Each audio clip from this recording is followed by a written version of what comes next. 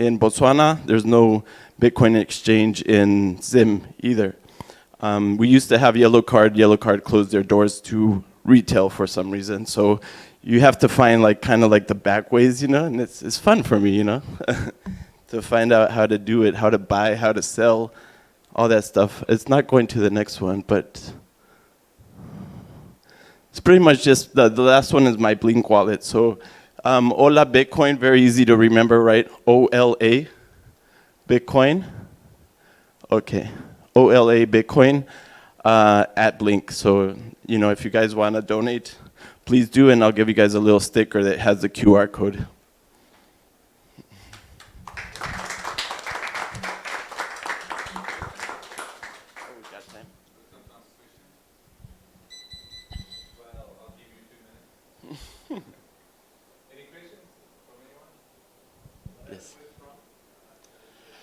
No, he just like shined a light on Bitcoin. You know, he just started mentioning it a lot. You know, he attended conferences and all of that. So then other nations, you know, they pay attention. He does move the markets, and he moves the attention. He's very, very good at moving attention, actually. So he just went, bam, Bitcoin, and like everybody's like, you know, what is he doing? What does he know? So, you know, like the host even was like asking me really tough questions because I'm not a national, you know, like I'm not a citizen.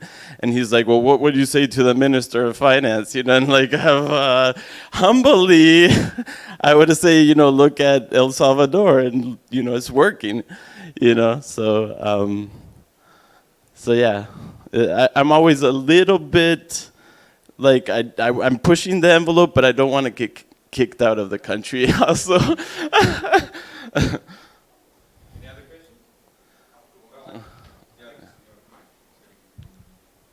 You got it? Yeah. Josh, thanks for that. I wanted to ask about the diploma. Once the appetite is there, do you plan on releasing a diploma from you guys? Yeah, most definitely. Most definitely, yeah. I've been talking to Arnold, I think his name is, the guy in El Salvador.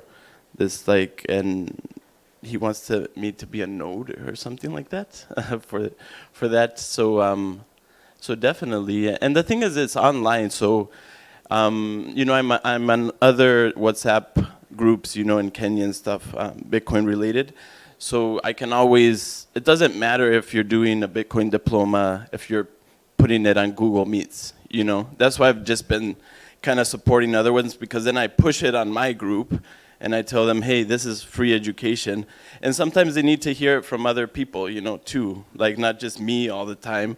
So I'm like, you know, look at Malik at Citrus Rate, you know, and if you don't want to listen to me, listen to this guy, you know, maybe he explains it a little bit different and things like that. So I also like, you know, because of that, I haven't found the need, because it's all online. I'm going to do it online myself. I'm probably not going to do it in person because it takes more money to do that, and I'm self-funded. So. One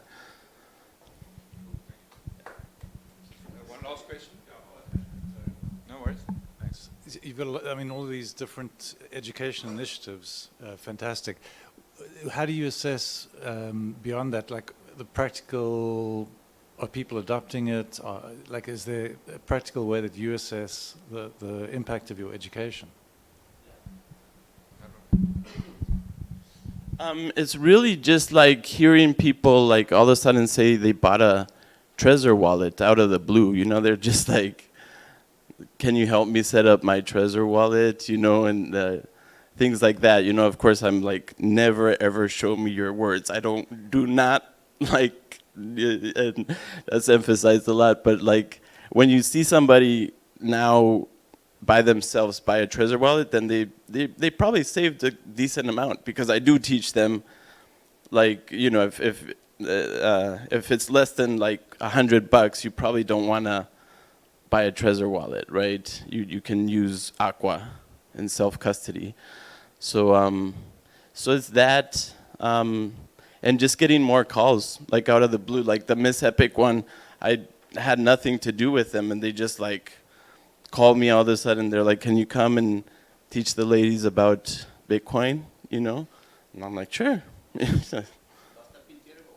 Yeah. That was tough, very tough.